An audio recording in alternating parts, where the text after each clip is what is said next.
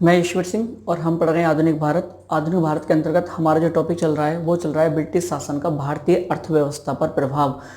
इसी टॉपिक के अंतर्गत हम लोगों ने अभी तक दो टॉपिक कवर कर लिए थे। एक था ब्रिटिश पूर्व भारतीय अर्थव्यवस्था क्या थी और दूसरा था उपनिवेशवाद के चरण। आज का टॉपिक बहुत ही ज़्यादा महत्वपूर्ण है। आप कोई भी परीक्षा देने जा रहे हैं, चाहे वो सिविल सर्विस हो या इसके अतिरिक्त आपका नेट, जेआरएफ, टीजीटी, पीजीटी या सुपर टेट वगैरह जो भी आप दे रहे हैं, उन सभी परीक्षाओं में यहाँ से प्रश्न अवश्य पूछे जाते हैं। ठीक है, तो आज का जो हमारा टॉपिक है वो है ब्रिटिश कालीन भू राजस्व व्यवस्था। ठीक है, तो आज का टॉपिक काफ़ी महत्वपूर्ण है हमारा, ब्रिटिश डैश भू राजस्व व्यवस्था। तो आज हमें ये टॉपिक पढ़ना है। ठीक है, हमारी हेडिंग हो जाएगी ब्रिटिश कालीन भू राजस्व व्यवस्था। और आप जानते हैं कि इस टॉपिक में हमें सामान्यतः तीन व्यवस्थाओं को पढ़ना है, जिसमें पहली हमारे था स्थायी बंदोबस्त।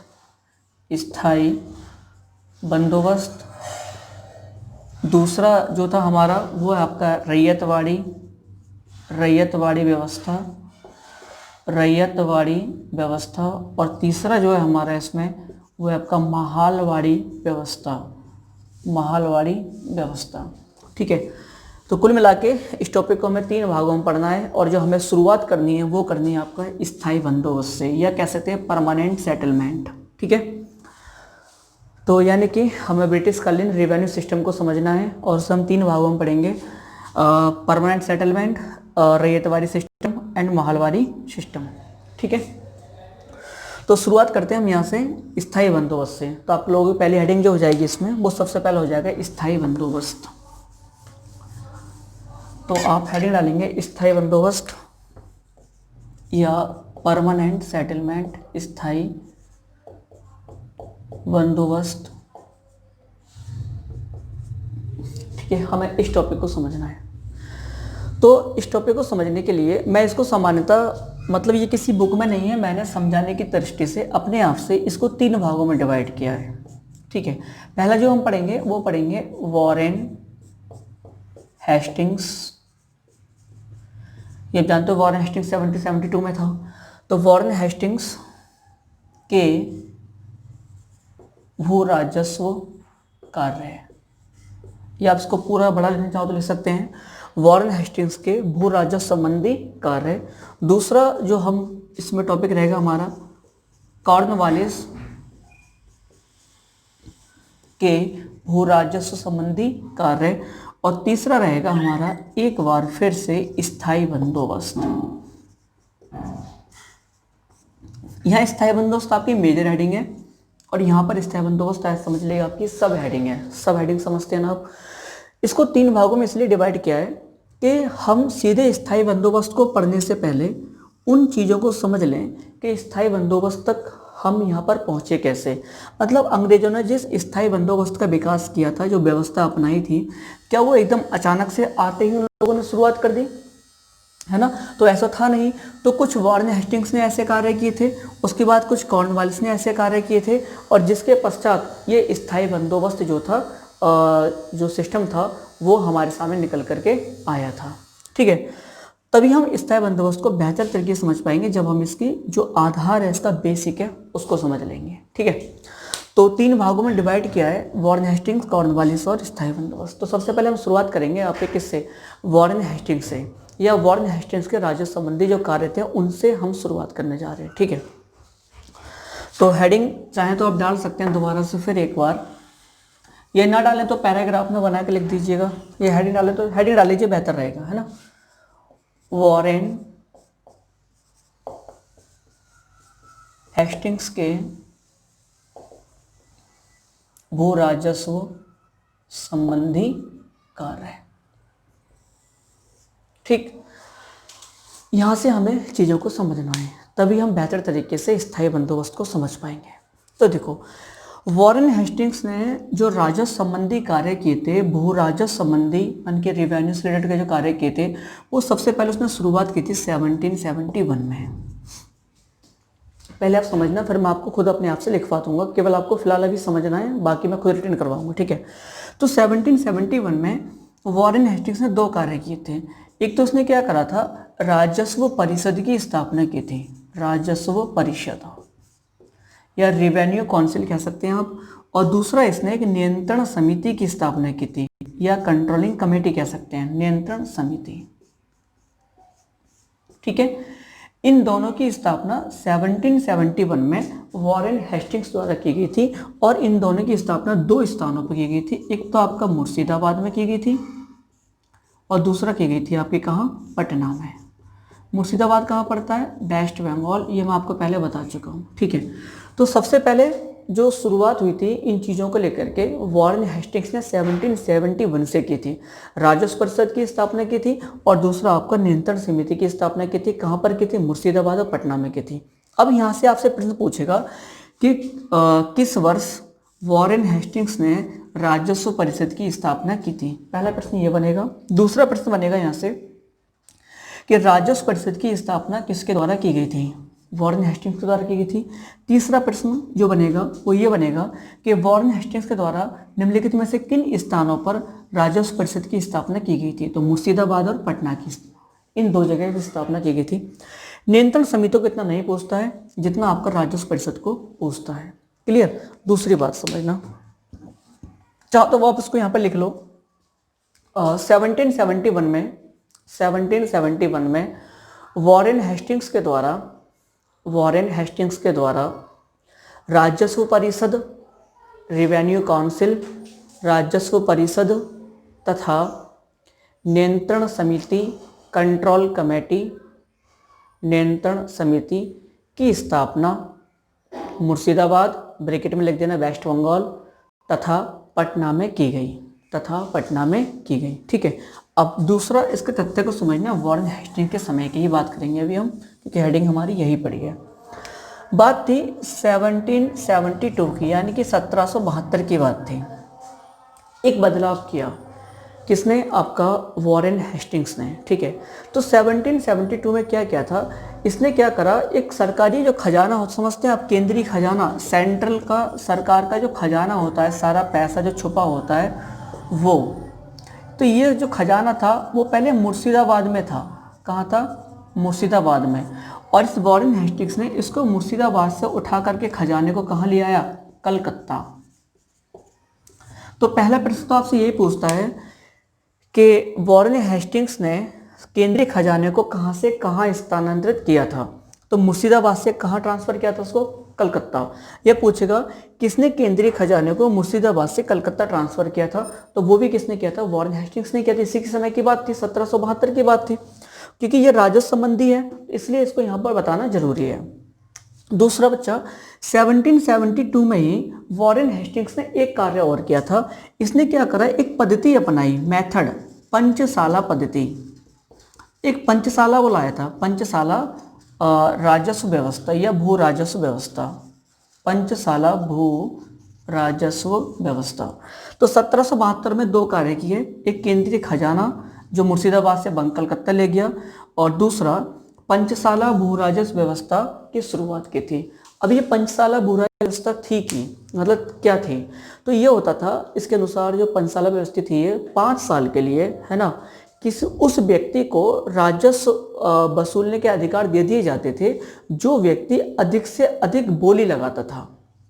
नहीं समझे, ऐसा समझ लीजिए कोई क्षेत्र है बड़ा सा, 8-10 गांव जो भी आप समझ सकते हो, तो उस क्षेत्र में या किसी गांव में, वहाँ पर उससे भाई मान लीजिए किसी क्षेत्र से, ये मान लीजिए ये क्षेत्र है, इससे वार्षिक आय सरकार को पता है लगभग हमें 1000 रुपये होती है। ठीक है, अब इसने क्या करा, इसने आदेश जारी करे कि हम इस क्षेत्र की नीलामी करेंगे 5 साल के लिए, तो जो हमें इन 5 सालों में अधिक से अधिक वसूली करके देगा उस व्यक्ति को क्या करेंगे, ये यहाँ के राजस्व संबंधी वसूलने के अधिकार दे देंगे। अब 2-4 व्यक्ति, बहुत सारे व्यक्ति आए, किसी व्यक्ति ने 1200 बोला, किसी ने 1500 बोला, किसी ने 2000 बोला, किसी ने 3000 बोल दिया, तो सरकार को लगा 3000 जो हमें देगा तो इस क्षेत्र के राजस्व संबंधी अधिकार किसको मिल जाएंगे, उस व्यक्ति को। तो इस प्रकार से ये क्या थी आपकी, अधिक से अधिक बोली लगाने वाले व्यक्ति को जब राजस्व वसूलने के अधिकार दिए जाते थे तो वो पंचशाला पद्धति थी।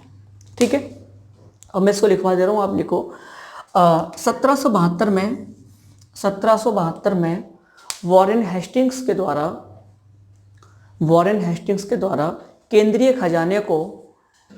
खजाने को मुर्शिदाबाद से कलकत्ता स्थानांतरित किया गया, मतलब ट्रांसफर, स्थानांतरित किया गया। और इसी वर्ष यानी कि 1772 में ही, और इसी वर्ष पंचशाला भू राजस्व व्यवस्था की शुरुआत भी की गई। पंचशाला भू राजस्व व्यवस्था की शुरुआत भी की गई। ठीक है, अब जो आपने एक शब्द आया आपके लिखने के दौरान, पंचशाला भू राजस्व व्यवस्था, इसमें से एरो बना के लिखना। इसका मतलब क्या है, शॉर्ट में लिख देना, अधिक से अधिक बोली लगाने वाले व्यक्ति को, अधिक से अधिक बोली लगाने वाले व्यक्ति को भू राजस्व वसूलने के अधिकार दे दिए जाते थे। ठीक है, तो ये हो गया हमारा 1772 में। अब वॉरेन हेस्टिंग्स के समय एक परिवर्तन और आया, वो बात थी 1777 की। तो नेक्स्ट पॉइंट जो होगा हमारा वो लिखवाऊंगा, पहले आप समझना। तो 1777 की बात थी, 1777। इसने क्या करा, जो पंचशाला पद्धति चल रही थी उसको बंद कर दिया, है ना। 5 साल के स्थान पे इसने बंद कर दिया उसको, और उसको सालाना कर दिया, वार्षिक कर दिया, सालाना बंदोबस्त कर दिया उसको।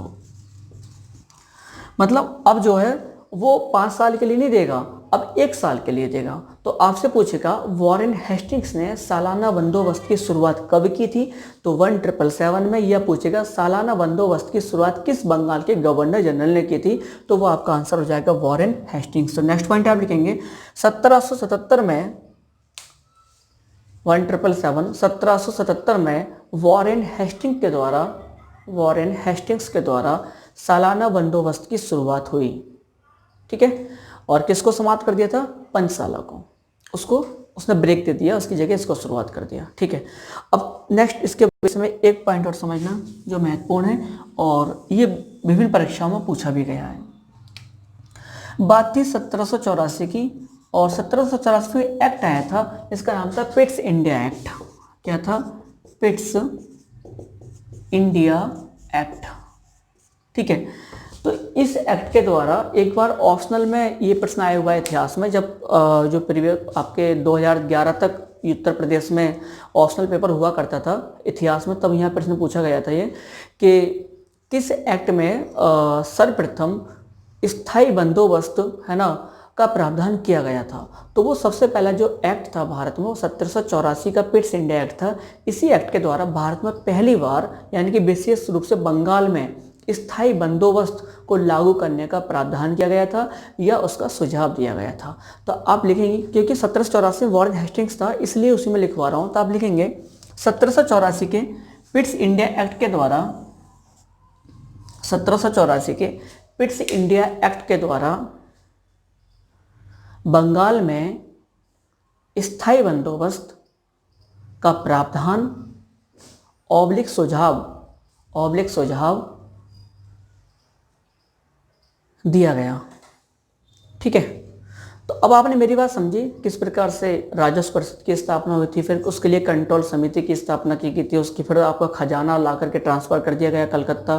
ठीक है, और फिर आपका पहले पंचशाला बंदोबस्त लाया गया, फिर उसके स्थान पर सालाना बंदोबस्त लाया गया, और फिर 1784 में पहली बार स्थायी बंदोबस्त की बात की गई है। तो स्टेप बाय स्टेप चीज़ें क्या हो रही थी, लगातार आगे बढ़ती जा रही थी। ठीक है, इसी दौरान क्या हुआ, 1786 में भारत में कॉर्नवालिस आया, और कॉर्नवालिस के समय की क्या व्यवस्थाएं थी अब हम उनको पढ़ेंगे। ठीक है, तो आपकी हेडिंग हो जाएगी कॉर्नवालिस के भू राजस्व संबंधी कार्य।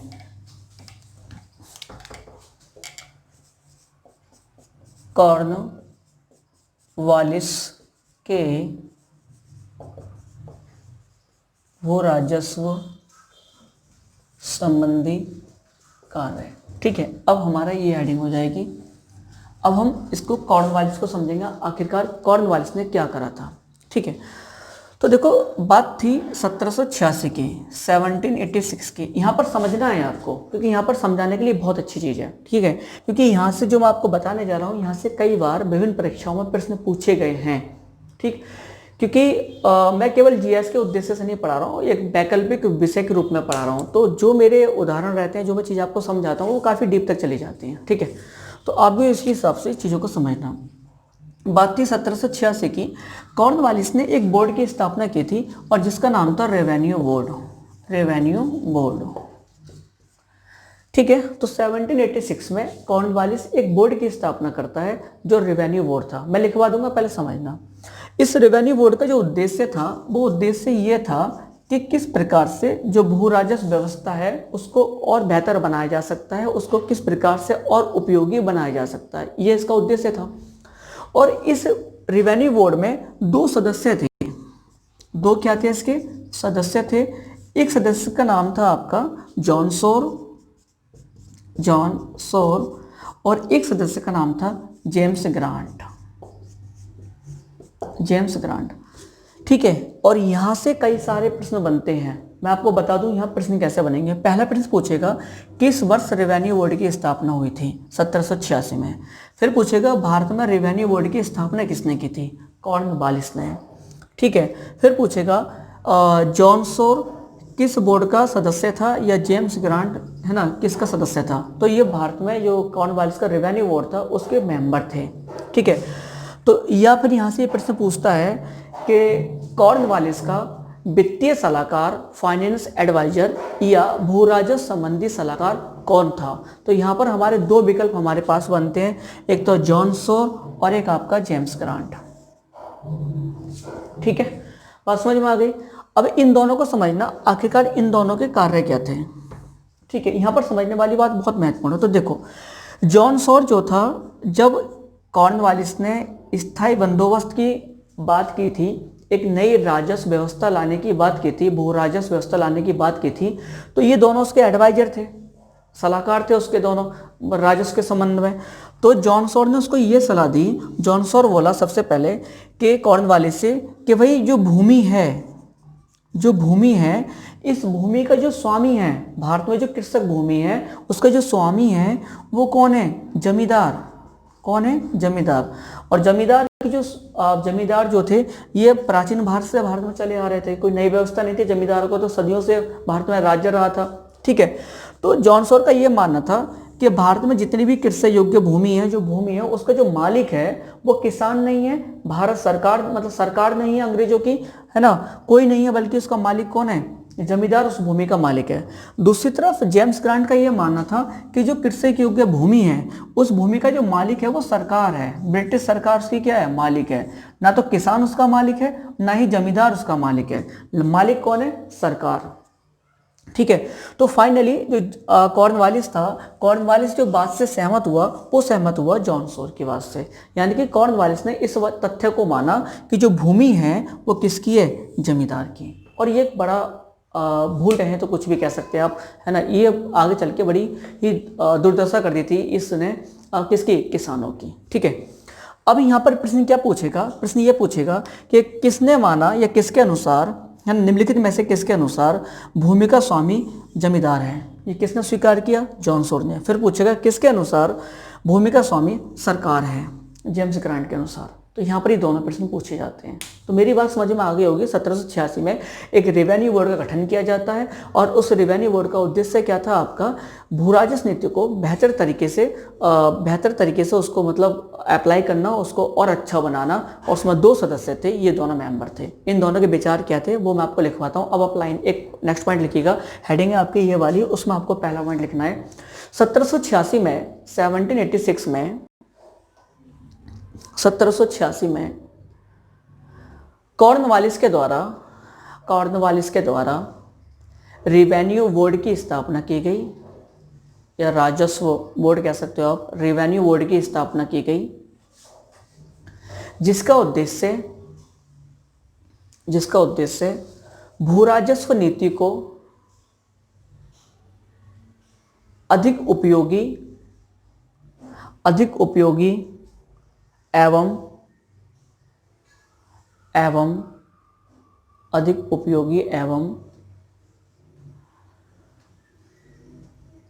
ब्रिटिश राज्य के सहायतार्थ बनाना था। और इस बोर्ड में दो सदस्य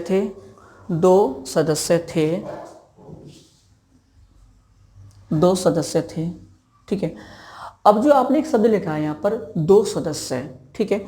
अब उस दो सदस्य में से आप इस प्रकार से दो एरो बनाना, एक नीचे लिखना जॉन सॉर और एक आगे नीचे लिखना आप जेम्स ग्रांट, ठीक है। बहुत ही ज़बरदस्त तरीके से समझना, विश्वास दिला रहा हूँ कोई आपको इतना अच्छी तरीके से नहीं समझाएगा, ठीक है। हो सकता है पता नहीं आप ये वीडियो जो अपलोड मैं आज करूँगा, पता नहीं आप लोग कब इस वीडियो को देखेंगे, अपलोड होने के बाद 1 साल बाद, 2 साल बाद, 3 साल बाद, जब भी देखेंगे, लेकिन जब भी आप देखोगे उसको मज़ा आएगा पढ़ने में, ठीक है। चलो खैर, दो एरो बनाओ दो सदस्य में से, एक नीचे लिखो जॉन सॉर और एक नीचे लिखो जेम्स ग्रांट, ठीक है। तो अब जो जॉन सॉर है इसके नीचे एरो बना के लिखना है, जॉन सॉर में से जैसे मैंने लिखा है, जॉन नीचे से एरो बना करके, भूमि का स्वामी जमींदार वर्ग होगा। इसने क्या माना, भूमि का स्वामी जमींदार वर्ग है, होगा मत लिखना, जमींदार वर्ग है, ठीक है। दूसरी तरफ आप जेम्स ग्रांट में लिखना भूमि का स्वामी सरकार है, या भूमि के स्वामी कौन है, सरकार, भूमि के स्वामी सरकार है। क्लियर, अब बात समझ में आ गई, ठीक है। अब आप की पॉइंट बनाकर लिख देना, एक नीचे यहाँ पर इन दोनों के लास्ट में यहाँ लिख देंगे आप की पॉइंट बनाकर, इस प्रकार से लिख देना, कॉर्नवालिस जॉन सॉर के विचार से सहमत हुआ। कॉर्नवालिस जॉन सॉर के विचार से सहमत हुआ। कहने का मतलब यह हो गया कि जॉन सॉर ने कॉर्नवालिस ने इस बात को स्वीकार कर लिया कि जो भूमि का मालिक होगा वो जमींदार वर्ग होगा, ना सरकार होगी और ना कौन होगा, कृषक होगा, ठीक है। यहाँ तक बात समझ में आ गई, दैट्स गुड। अब हम लोग आगे बढ़े, ठीक है। तो 1786 की हमने बात की थी कॉर्नवालिस के समय की। अब हम आगे बढ़ रहे हैं और इस चीज़ को फिर आगे समझते हैं। अब बात थी आपकी 1790 की। 1790 में कॉर्नवालिस ने भारतीय भू राजस्व व्यवस्था में एक परिवर्तन किया, और परिवर्तन ये किया जैसे कि आपका वॉरेन हेस्टिंग्स ने 5 साल के लिए करा था पहले, फिर उसने 1 साल के लिए कर दिया 1777 में। अब 1790 में आकर के कॉर्नवालिस ने इस भू राजस्व व्यवस्था को 10 साल के लिए कर दिया। मतलब 10 साल के लिए ये चीज़ें क्या कर दी गई, स्थायी कर दी गई थी, भू राजस्व की वसूली। तो 1790 में इसने क्या करा, 10 साल या 10 वर्षीय लिख दो तो बेहतर है, वरना आप 10 साल से कन्फ्यूज हो जाओगे, 10 साल पद्धति में पहुंच जाओगे आप अकबर के समय की, वरना 10 वर्षीय बंदोबस्त लिख दीजिए, कोई बात नहीं, 10 वर्षीय बंदोबस्त, ठीक है। तो अब आपसे पूछेगा किस वर्ष, 1790, कौन सी व्यवस्था, 10 वर्षीय व्यवस्था, किसके द्वारा, कॉर्नवालिस के द्वारा, ठीक है। और इस व्यवस्था में जो भूमि का स्वामी माना गया वो किसको माना गया, आपके जमींदार वर्ग को माना गया था, ठीक है। और फिर बाद में क्या हुआ था, जो 10 वर्षीय इसकी व्यवस्था थी इसमें इसको बहुत ज़्यादा लाभ हुआ, है ना, सरकार को बहुत ज़्यादा क्या हुआ, इससे लाभ हुआ, एक निश्चित आमदनी, एक निश्चित पैसा ब्रिटिश सरकार को आने लगा था। तो जब इसमें बहुत ज़्यादा लाभ हुआ तो कॉर्नवालिस ने क्या करा, इस व्यवस्था को बाद में 22 मार्च 1793 को इस 10 साल वर्षीय व्यवस्था को बाद में परमानेंट कर दिया, स्थायी कर दिया, और फिर वही आपका नाम पड़ा स्थायी बंदोबस्त। मेरी बात समझ में आ गई। तो अब आप लिखेंगे जो मैं आपको लिखा रहा हूँ, लिखना 1790 में 1790 में 1790 में कॉर्नवालिस ने या कॉर्नवालिस के द्वारा 1790 में कॉर्नवालिस के द्वारा 10 वर्षीय लगान व्यवस्था को अपनाया गया, लगान व्यवस्था को अपनाया गया जिसमें भूमि का स्वामी जमींदार को स्वीकार करा, भूमि का स्वामी जमींदार को स्वीकार करा। इसी में लिखना, इस व्यवस्था में अत्यधिक मुनाफे के चलते, इस व्यवस्था में अत्यधिक मुनाफे के चलते 22 मार्च 1793 को 22 मार्च 1793 को एक नई व्यवस्था अर्थात स्थायी बंदोबस्त की शुरुआत की गई, अर्थात स्थायी बंदोबस्त की शुरुआत की गई, ठीक है। तो मेरी बात समझ गए आप। तो मैंने आपको क्या समझाया, अभी तक हम लोगों ने स्थायी बंदोबस्त का बेसिक समझा। किस प्रकार से वॉरेन हेस्टिंग्स ने, है ना, एक राजस्व परिषद की स्थापना करता है, उसके लिए कंट्रोल करने के लिए एक समिति भी बनाता है और उसकी शुरुआत मुर्शिदाबाद पटना से करता है। ध्यान वो पंचशाला, फिर एक साल के लिए सालाना व्यवस्था शुरुआत की। फिर आपका कॉर्नवालिस आया, उसने एक रेवेन्यू बोर्ड बना दिया, है ना। उस बोर्ड ने सुझाव दिए कि उसको कॉर्नवालिस को कि हम किस प्रकार से बेहतर तरीके के राजस्व व्यवस्था को भारत में अप्लाई कर सकते हैं, क्या अच्छा कर सकते हैं। और उसी के सुझावों के आधार पर 1790 में एक व्यवस्था शुरुआत की गई जिसको 10 साला कहा गया या 10 वर्षीय राजस्व व्यवस्था की गई। और जब उससे बहुत ज़्यादा लाभ हुआ तो एक नई व्यवस्था का जन्म हुआ और वो थी हमारी स्थायी बंदोबस्त। ठीक है, तो अब हमारी हेडिंग एक बार फिर हो जाएगी स्थायी बंदोबस्त, लेकिन वो हमारी मेजर हेडिंग थी इससे पहले।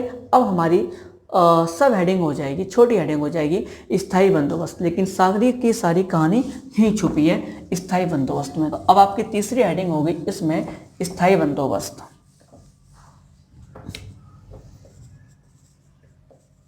स्थायी बंदोबस्त, ठीक है, परमानेंट सेटलमेंट कह सकते हैं आप इसे। ठीक, तो अब देखो यहाँ से जो प्रश्न बनते हैं, यहाँ से बहुत ज़्यादा प्रश्न बनते हैं। ठीक है, तो मैं आपको पहले कुछ लिखवाता चल रहा हूँ, बीच बीच में समझाता भी आपको चलूँगा साथ साथ में। तो अभी जो पहला प्रश्न बनेगा सबसे पहले आपसे कि लागू कब हुआ था, अप्लाई कब करा गया था इसको, तो आपका आंसर होगा 22 मार्च 1793। पहला प्रश्न सॉल्व होगा हमारा। किसके द्वारा, इसका प्रारंभकर्ता कौन था, इसको प्रारंभकर्ता कौन था, तो प्रारंभकर्ता था कौन, कॉर्नवालिस। कॉर्नवालिस, ठीक है, तो प्रारंभकर्ता कौन था इसका, कॉर्नवालिस था। इसके अन्य नाम हैं, जो आपकी स्थायी बंदोबस्त जो व्यवस्था है इसके हमें अन्य नाम देखने को मिलते हैं, कई सारे इसके अन्य नाम हैं। समानता इसके 5 नाम मैं आपको लिखवा रहा हूँ और पांचों के पांचों नाम आपको रट्टा मारने हैं, है ना। क्यों, क्योंकि इसके कई बार परीक्षा में यही पूछा जाता है कि स्थायी बंदोबस्त को अन्य किस नाम से जाना जाता था। ठीक है, तो 5 नाम कौन कौन से थे। एक तो था आपका जागीरदार, जागीरदारी व्यवस्था। दूसरा था आपका इसका नाम जमींदारी व्यवस्था, जागीरदारी जमींदारी।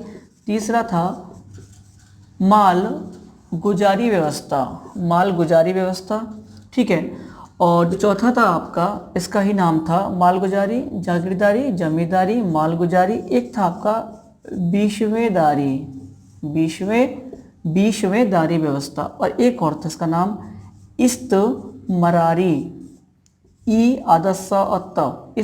व्यवस्था। कुल मिलाकर के इसके 5 नाम थे जिसको इसे 5 नामों से जाना जाता था। तो नेक्स्ट आपका पॉइंट हो जाएगा अन्य नाम, और अन्य नाम में आप 5 नाम लिखेंगे। ठीक है, मैं आगे बढ़ता हूँ, इसको आगे बढ़ाता हूँ। तो ये हुआ आपका, अभी इसमें और आगे बढ़ेंगे। ठीक है, अब इसमें सबसे महत्वपूर्ण बात आती है, फिर एक पॉइंट आता है आपका क्षेत्र, मतलब ये कि स्थायी बंदोबस्त को शुरू कहाँ पर किया गया, इसको अप्लाई कहाँ किया गया था। तो देखो, इसको जो अप्लाई किया गया था वो किया गया था आपका बंगाल में, वेस्ट बंगाल तो नहीं कहेंगे उस समय, बंगाल में, बिहार में, ओडिशा में, असोम में, वर्तमान का असोम हो गया, असोम में, फिर यूपी में। लेकिन यूपी में याद रखना 2 क्षेत्र थे, यहीं से प्रश्न बनता है हमेशा। एक तो था आपका वाराणसी और एक था आपका गाजीपुर। तो यूपी में 2 क्षेत्र थे, एक आपका वाराणसी और एक क्या था आपका गाजीपुर। ठीक है, ये बहुत ज़्यादा पूछे जाते हैं, है ना। बार बार कह रहा हूँ, बंगाल, बिहार, ओडिशा, असोम और यूपी। एक और था आपका उत्तरी कर्नाटक के उत्तरी वाला जो भाग है उसमें भी क्या था आपका, ये स्थायी बंदोबस्त लागू था। ठीक है, नेक्स्ट पॉइंट समझे हम लोग। तो यहाँ पर यह हो गई थी। नेक्स्ट पॉइंट है कितने प्रतिशत पर थी, है ना, कितने प्रतिशत में, मतलब जो ब्रिटिश भूमि थी भारत में, जितने उनका अधिकार क्षेत्र था उसके कुल कितने भाग पर ये भारत में विस्तारित थे। तो ये जो थी कुल आपके 19% भाग पर विस्तृत। ठीक है, कुल मिलाकर ब्रिटिश भूमि का 19% भाग पर ये जो व्यवस्था थी अप्लाई की गई थी। तो ज़्यादा नहीं था, 19% था, लेकिन ठीक है। अच्छा, दूसरा भूमि का स्वामी कौन माना है? नेक्स्ट पॉइंट रहेगा भूमि का स्वामी, मतलब इस व्यवस्था में भूमि का स्वामी कौन था? तो उसमें कौन था? जमींदार। भूमि स्वामी कौन था? जमींदार था। क्लियर। नेक्स्ट, अब जो इसका महत्वपूर्ण प्रश्न एक और बनता है यहां से, फिर अगला आता है आपका भू राजस्व में भाग, मतलब जो अपने आप में 100 रुपीज अगर कलेक्ट करे जा रहे हैं तो उसमें किस किस का कितना भाग होता था, यहाँ से भी प्रश्न आपके पूछे जाते हैं। तो बच्चे जो जमींदार था, एक तो जमींदार था और एक कौन था? सरकार। भाई ब्रिटिश सरकार थी, जमींदार वसूल रहा है तो कुछ ना कुछ लेगा और सरकार के पास जाएगा। तो जमींदार जो लेता था वो कुल मिलाकर के 11% लेता था, 11, और बाकी शेष कितना बचा? 89%। तो वो किसके पास जाता था? सरकार के पास। यानी कि अगर 1000 रुपये कलेक्ट कर रहा है तो 1000 में से 110 रुपये कौन लेगा? जमींदार, और 890 रुपये कहाँ पर जाएंगे? सब ब्रिटिश सरकार के पास। ठीक है, यहाँ तक बात समझ में आ गई।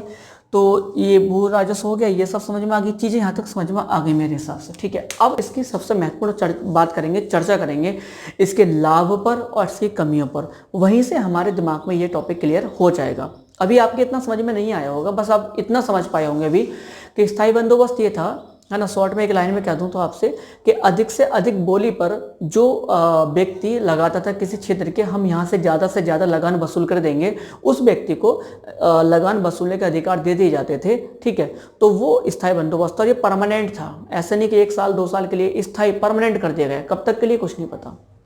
मेरी बात समझ गए। अब यहाँ पर 2 चीज़ें आती हैं और उन 2 चीज़ों को समझने के साथ ही आपका इस स्थायी बंदोबस्त का कॉन्सेप्ट पूरी तरह से क्लियर हो जाएगा। ठीक है, तो 2 चीज़ आती हैं, आखिरकार इस पद्धति के लाभ क्या थे और इस पद्धति या स्थायी बंदोबस्त की हानि क्या थी या इसकी कमियां क्या थी। तो हम पहले इसके लाभ को डिस्कस कर ले रहे हैं। और आप तो जानते हो लाभ किसको होगा? किसान को तो होगा नहीं भाई। लाभ किसको होगा? ब्रिटिश सरकार को। ठीक है, तो ब्रिटिश सरकार को ही लाभ होगा। तो पहले मैं डिस्कस कर दूं फिर आपको लिखा दूंगा। सबसे पहला जो लाभ था ब्रिटिश सरकार को, पहला लाभ ये था कि जब अंग्रेज अगर स्वयं अपने आप से लगान वसूला करते थे, कॉर्नवालिस के समय से पहले जब अंग्रेज स्वयं लगान वसूला करते थे तो अंग्रेजों का एक अधिकारी वर्ग प्रॉपर इस काम में हमेशा लगा रहता था, राजस्व वसूलने के, और ये प्रक्रिया पूरे साल चलती रहती थी। यानी कि अंग्रेजों के प्रशासन का एक हिस्सा राजस्व के कार्यों में लगा रहता था। ठीक है, दूसरा, अब हुआ क्या, जब जमींदार वर्ग आ गया तो वो जो प्रशासनिक कर्मचारी हुआ करते थे अंग्रेजों के, जो राजस्व में लगे पड़े थे वसूलने में, वो सारा का सारा हिस्सा वहां से हट गया और अंग्रेजों ने क्या करा, उस प्रशासनिक वर्ग को, उन अधिकारियों को अन्य कार्यों में लगा दिया। तो एक बचत तो ये हो गई कि प्रशासनिक अधिकारियों को अन्य कामों में लगाया गया और उसका स्थान किसने ले लिया? जमींदारों ने। जमींदार अपने आप पैसा वसूलेगा, उसको देगा, काम खत्म, उसका मतलब ही नहीं था बीच का। बात समझ गए आप। दूसरी बात, दूसरा फायदा क्या हुआ था? दूसरा फायदा ये हुआ था कि लगान वसूली में ब्रिटिश सरकार का जो था, भाई कर्मचारी काम कर रहे हैं, उनको जाना है, आना है, बहुत सारे खर्चे होते होंगे, तो वो जो पैसा खर्च होता था लगान वसूली के दौरान, वो सारा का सारा ब्रिटिश सरकार का पैसा क्या हो गया? बच गया। मेरी बात समझ गए आप। तीसरा लाभ ये हुआ था कि ब्रिटिश सरकार को भारत में एक ऐसा वर्ग मिल गया, एक ऐसा मतलब व्यक्तियों का समूह मिला जो भारत में उनको पूरी तरह से सपोर्ट करता था। और वो वर्ग कौन सा था? जमींदार वर्ग। यानी कि कहा जाए तो एक प्रकार से जमींदार जो था उनके लिए राष्ट्रभक्त बन गया, उनके लिए भक्त बन गया। कैसे? देखो, अंग्रेजों से बहुत ज़्यादा फायदा किसको मिल रहा था? जमींदारों को। तो जमींदार पूरी तरह से किसके प्रति समर्पित हो जाएंगे? अंग्रेजों के प्रति। अगर किसी भी प्रकार का कोई विद्रोह होता है, कुछ भी होता है, तो उसको कौन दबाएगा? जमींदार वर्ग। अंग्रेजों तक तो बात पहुंचेगी नहीं। भाई किसानों से रुपया कौन वसूल रहा है? जमींदार। अगर किसान विद्रोह करेगा तो सबसे पहले शुरुआत कहां से करेगा? जमींदार के खिलाफ। तो अंग्रेज तो पूरी तरह से क्या रहे? सुरक्षित रहे। और अगर कोई भी दिक्कत आती है तो अंग्रेजों के साथ सबसे पहले कौन खड़ा था? जमींदार वर्ग खड़ा था। तो एक प्रकार से राजभक्त मिल गया, है ना, अंग्रेजों को जमींदार के रूप में। तो तीसरा फायदा तो ये हुआ था। मेरी बात समझ गए आप। ठीक है, और चौथा फायदा क्या? फिलहाल ये काफ़ी है ना, और आपका क्या हो सकता है इसके अलावा? इन अंग्रेजों के लिए पैसा वसूल उनका बच गया, समय भी उनका काफ़ी बच गया, है ना, जमींदार वर्ग उनको मिल गया। तो ये सब क्या थे? इसके फायदे थे। तो आप इनको पॉइंट वाइज जो मैंने आपको बोले हैं वो लिख लीजिएगा, चाहो तो आप स्वयं से लिख सकते हैं। तो पहले लिख लीजिएगा, सबसे पहला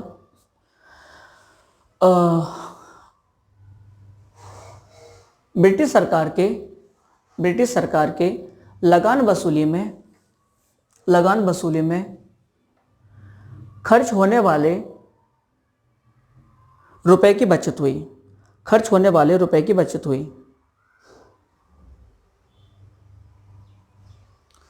खर्च की बचत हुई। ठीक है, दूसरा आप लिख दीजिएगा इसमें, लगान वसूली के लिए अंग्रेजों का जो प्रशासनिक तंत्र लगा रहता था, अब उसको अन्य कार्यों में लगाया जा सका या लगा दिया गया। ठीक है, तीसरा, अंग्रेजों को भारत में जमींदार के रूप में एक सच्चा राजभक्त मिल गया। ठीक है, तो ये हो गए भाई लाभ इसके। ठीक है, जो अच्छा एक लाभ और लिख लीजिएगा, हाँ ये सबसे महत्वपूर्ण भी है, कई बार प्रश्न पूछा भी जाता है। देखो बता दूं हुआ क्या, पहले लिख लो फिर समझाता हूँ। चौथा लाभ लिख लीजिएगा, एक और लाभ याद आया, तो वो था आपका अंग्रेजों को वार्षिक निश्चित आय की प्राप्ति हुई। समझना कैसे, मैं आपको बता दूं यहाँ उदाहरण देकर के। मान लीजिए ये एक क्षेत्र है, ठीक है, और इस क्षेत्र से मान लीजिए 1,00,000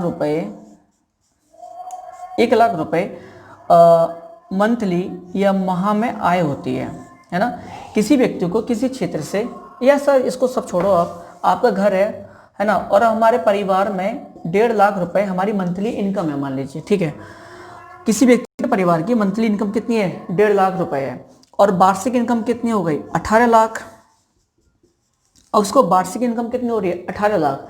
और उस व्यक्ति को ये पता है कि इस 18 लाख है ना इनकम आनी ही आनी है हर कीमत पे, चाहे आंधी आए, तूफान आए, बाढ़ आए, कोरोना आए, कुछ भी आए, लेकिन उसको वार्षिक 18 लाख रुपए मिलने ही मिलने हैं, कैसे भी मिले। वही अंग्रेजों का हिसाब था कि भाई ये क्षेत्र है, हमें तो इससे इनकम मिलेगी, निश्चित इनकम का 18 लाख तो मिलेगी, हमें जमींदारों को इतने पर ठेका दिया है तो हमें तो मिलनी है। ठीक है, अब अंग्रेजों को पता था कि भाई 18 लाख रुपए मिल रहा है, या किसी व्यक्ति की इनकम इतनी है, 18 लाख उसे पता है।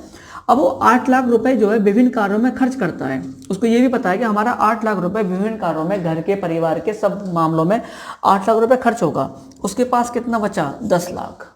तो वो इस 10 लाख रुपए को बेहतर तरीके से प्लानिंग कर सकता है कि मैं इस 10 लाख रुपए का पहले से ही प्री प्लानिंग कर लेगा कि मुझे कहाँ पैसा कितना कितना कैसे कैसे खर्च करना है, तो उसकी नीति क्या हो पाएगी, बेहतर हो पाएगी। तो वही बात अंग्रेजों के साथ थी, तो उन्हें पता था उन्हें वार्षिक आय कितनी होने वाली है, ईयरली आय कितनी होने वाली है, कितना पैसा मिलने वाला है, तो वो उसके द्वारा बेहतर रणनीति तैयार कर सकते थे और वो बेहतर विकल्प उन्हें तलाश सकते थे। तो इसका चौथा फायदा था, अंग्रेजों को क्या होती थी, एक वार्षिक निश्चित आय मिल जाती थी। नफा नुकसान का मैटर नहीं था, आंधी आएगा, तूफान आएगा, उन्हें मतलब नहीं, उन्हें तो इतना पैसा मिलना ही मिलना है, तो इतना पैसा मिलेगा बिना कुछ करे, तो उन्हें क्या नुकसान था भाई इस चीज़ से, उन्हें तो फायदा था। तो ये इसके 4 लाभ थे। अब हम इसकी जानेंगे कमियां क्या थी। आप कमियां कहो या हानियां कहो, जो आप कहना चाहें उसको कह सकते हैं। ठीक है, अब हानियां जब मैं आपको बताऊंगा ना, अब ये पढ़ाऊंगा, तो अब आपको यहाँ पर कॉन्सेप्ट स्थायी बंदोबस्त का बहुत अच्छे से क्लियर हो जाएगा। ठीक है, तो सबसे पहली जो कमी थी इसकी, वो कमी ये थी कि सरकार का किसानों से कोई या सीधा संपर्क नहीं था। आप लिख देंगे इसको, पहला पॉइंट, सरकार का किसानों से सीधा संपर्क नहीं। इसका मतलब क्या हुआ, मैं आपको बताता चलूं, समझा दूं, पहले इसके साथ समझा दे रहा हूं। इसका मतलब ये हुआ भाई कि जैसे देखो पहले क्या था, ये अंग्रेज, ये किसान है ना, तो अंग्रेज सीधा किसान से वसूल रहा है, ये अंग्रेज हो गए आपके, और ये कौन हो गया आपका, किसान हो गया। अंग्रेज सीधा जाकर के वसूल रहा है किसान से, तो बीच में बिचौलिया वर्ग था ही नहीं। अब एक नया बिचौलिया वर्ग बीच में आ गया है ना, स्थायी बंदोबस्त कारण। अब वो कौन आया, जमींदार आ गया। अंग्रेजों ने ठेका किसको दिया, जमींदार को। जमींदार किससे वसूल रहा है, आपके किसान से। तो अब क्या हुआ, सरकार का जो कांटेक्ट था वो किससे था, जमींदार से। किसान पर क्या बीत रही है, किसान क्या कर रहा है, कैसे कर रहा है, कोई मतलब नहीं। समझ गए मेरी बात को। तो एक बड़ा नुकसान ये हुआ कि सरकार का किसान से कोई भी लेना देना नहीं था, उसका संपर्क किससे था, केवल और केवल जमींदार से। एक प्रकार से कहते हैं बिचौलिया बीच में आ गया था।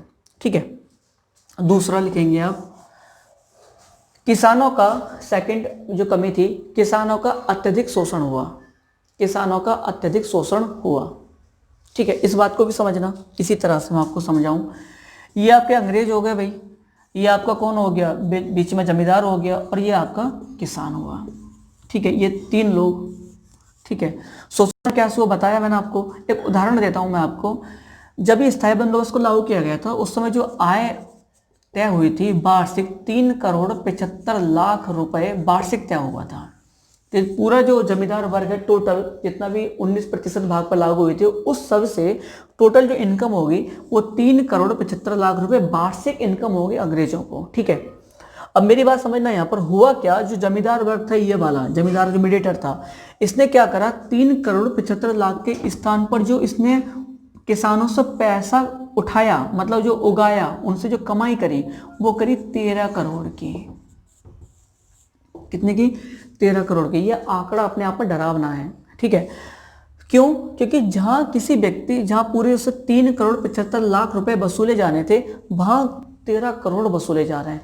मतलब समथिंग आप इसको 4 मान लो, 4 या 12, लगभग 3 गुना पैसा ज़्यादा वसूला गया। मतलब किसी व्यक्ति की अगर इनकम मान लीजिए आपका 100 रुपये है, और उससे आप 1/3 ले रहे हो टैक्स के रूप में। ठीक है, तो 33 या 3 लगभग 90% के आसपास में जाकर के उससे मतलब 3 गुना ले रहे हो, तो उसकी सारी की सारी कमाई तो चली गई कहाँ पर, टैक्स चुकाने में। उसके पास तो कुछ बचा ही नहीं। अगर थोड़ा बहुत कुछ बचता था तो बस एक पेट भरने के लिए क्या बचता था, थोड़ा बहुत अनाज। वरना तो कई बार कंडीशन ऐसी हो गई थी, मतलब वरना क्या हो ही गई थी ऐसी कंडीशन कि जो किसान वर्ग था, ये इस टैक्स को चुकाने के लिए, मतलब जो जमींदार की वसूलता था उसके चुकाने के लिए, जो साहूकार हुआ करते थे, जो महाजन हुआ करते थे, उनसे उधार लेना पड़ता था। तो उनसे उधार लेकर के किसान की फसल तो गई सो गई, वो तो बिकेगी बिकेगी, साथ में उल्टा उधार लेना पड़ता था। किससे, आपके साहूकारों से। उस पैसे को लेकर के तब जमींदार को वो क्या करते थे, आपका टैक्स चुकाते थे। कि इतना अधिक मात्रा में टैक्स था, किसान कहाँ से पे करेगा, उधार लेकर के। फसल पूरी बेच दी, उधार ले लिया, उसके बाद जाकर के क्या हुआ, अब वो टैक्स मतलब पे कर पाया, लगान पे कर पाता था। तो सोचो उसके पास खाने के लिए क्या बचता था, कुछ नहीं बचता था। और इसी का परिणाम हुआ था कि 1770 में 1770 1770 में बंगाल में खतरनाक अकाल पड़ा था, और बंगाल की टोटल जनसंख्या थी उसका 1/3, 1/3 लोग मारे गए थे सिर्फ अकाल और भूखमरी के कारण। भाई जितना पैसा उधार ले रहे हैं, उनके पास कुछ है नहीं, सारा का सारा पैसा इनकम उनकी लगाने में जा रही है, तो वो क्या खाएंगे क्या करेंगे, तो भूखे मर जाते थे बेचारे। पूरे के पूरे परिवार, पूरे पूरे गांव, पूरे पूरे क्षेत्र, है ना, सब भूखमरी के कारण क्या हो जाते थे, खत्म हो जाते थे, अकाल पड़ जाते थे। ना पैदावार होती थी, ना कुछ खाने के लिए बचता था। अंग्रेजों को कोई फर्क नहीं पड़ता था। अंग्रेजों को तो पैसा चाहिए, फिक्स था उनका, उन्हें तो फिक्स रकम चाहिए। जमींदार कुछ भी करे, जमींदार कितना वसूले, कोई मतलब नहीं, उन्हें अपनी फिक्स इनकम चाहिए। सोच कर देखो वो क्या तस्वीर होगी, लाखों लाखों के रूप में लोग मरे पड़े हों, है ना। कोरोना से भारत में आज की डेट में लगभग 1 लाख लोग मरा है, तो इतनी हाहाकार मची है। और उस समय तो लाखों लोग नॉर्मल मर जाते थे, कोई सुनने वाला तक नहीं था अंग्रेजों के समय। तो क्या दुर्दशा होगी भारत की उस समय, है ना। कितना डरावना दृश्य होगा, कितना मतलब खतरनाक होगा, उस विषय के सोच करके आप देखो, है ना। एक प्रकार से हमारी रूह सी ना कांप जाती है कि मतलब क्या दुर्दशा होती होगी किसानों की।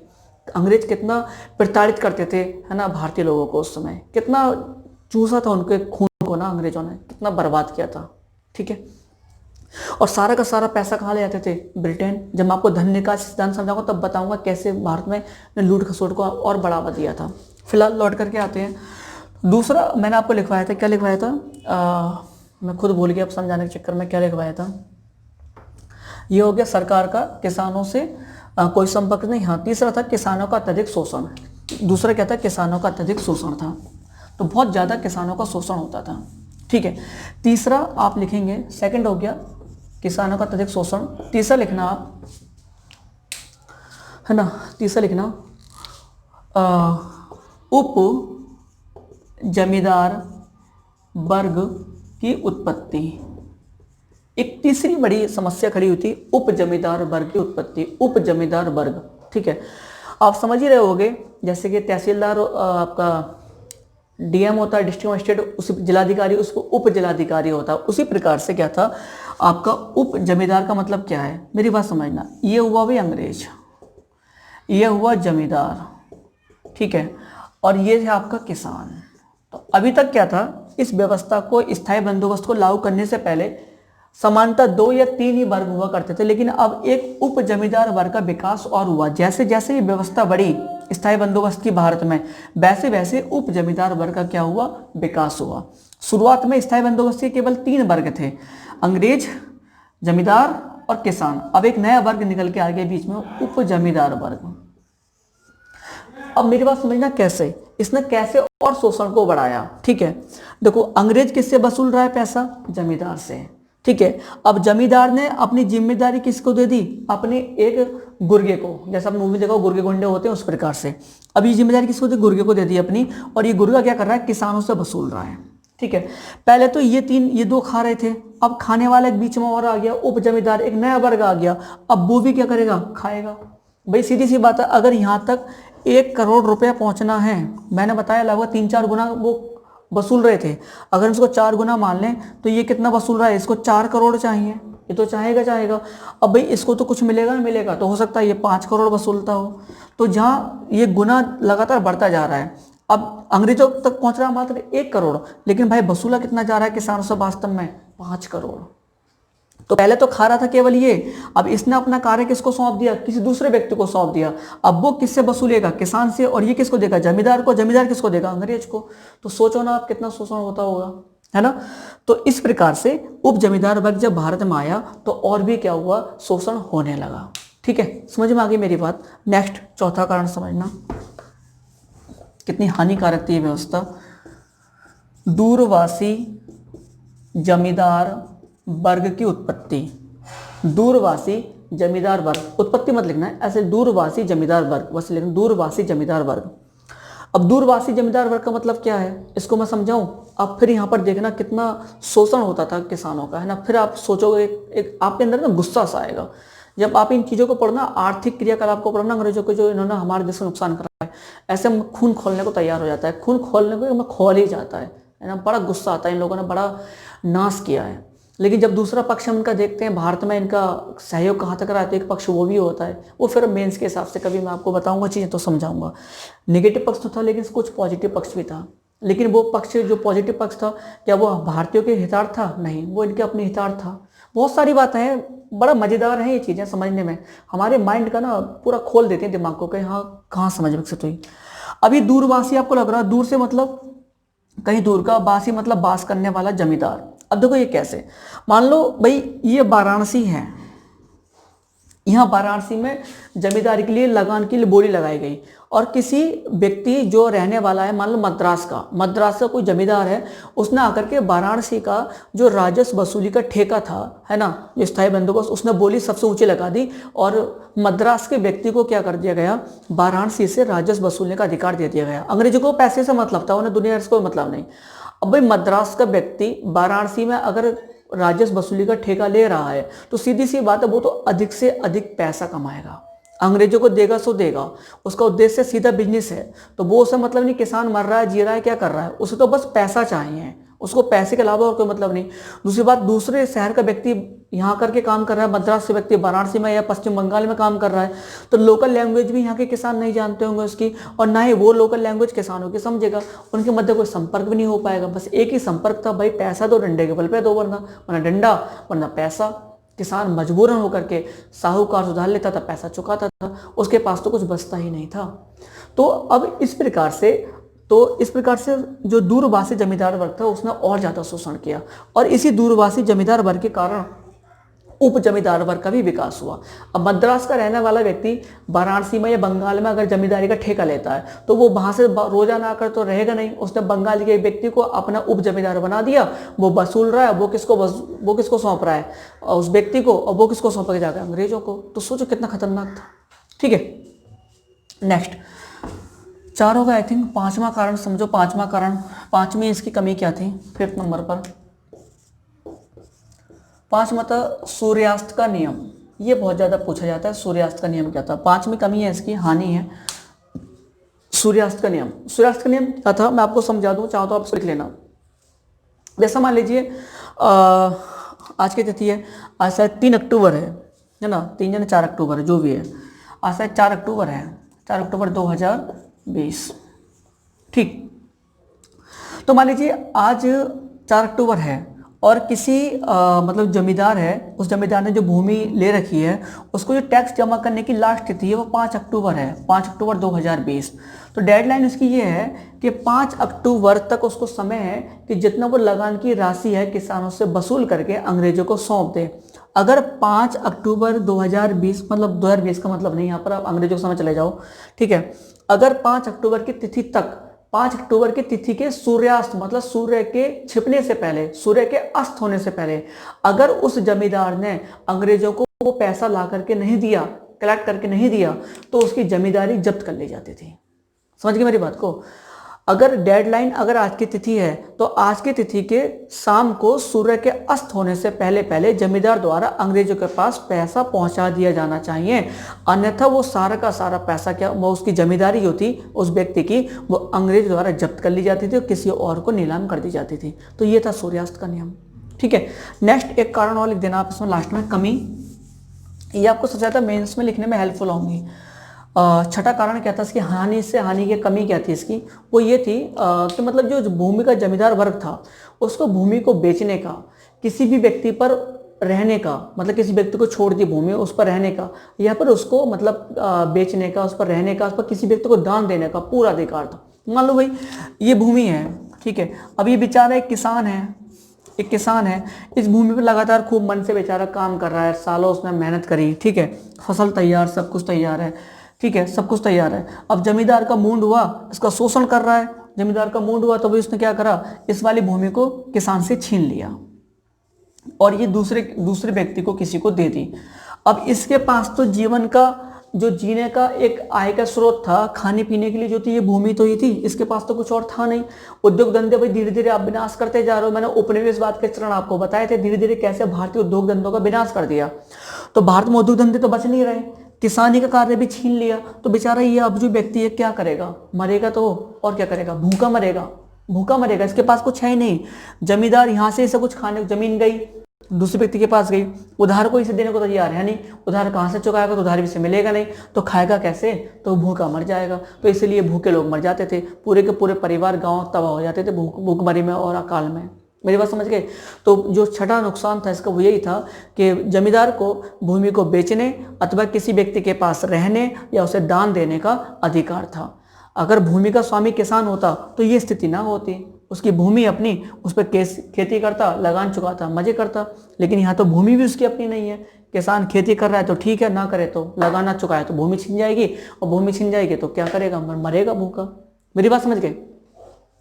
तो ये था आपका स्थायी बंदोबस्त। ठीक है, अब मैं आज के इस टॉपिक को क्योंकि काफ़ी लंबा टॉपिक हो गया, तो स्थायी बंदोबस्त हमारा ये हो गया। ठीक है, मैं थोड़ा सा फीलिंग में, भावनाओं में बह गया, वो ज़्यादा है ना चीज़ें डिस्कस कर गया। तो हमारा ये हो गया स्थायी बंदोबस्त। नेक्स्ट जो हमारे वीडियो रहेगा वो रैयतवाड़ी और मालवाड़ी एक साथ रखेंगे। ठीक है, तो मैं आशा करता हूँ आपको आज का टॉपिक समझ में आया होगा। समझ में आया तो आप वीडियो को लाइक कर दीजिए, कमेंट कर दीजिएगा, ठीक है, और अधिक से अधिक वीडियो को शेयर कीजिएगा। चलो फिर मिलते हैं नए वीडियो के साथ, नए टॉपिक के साथ में, आपका रैयतवाड़ी और मालवाड़ी। धन्यवाद।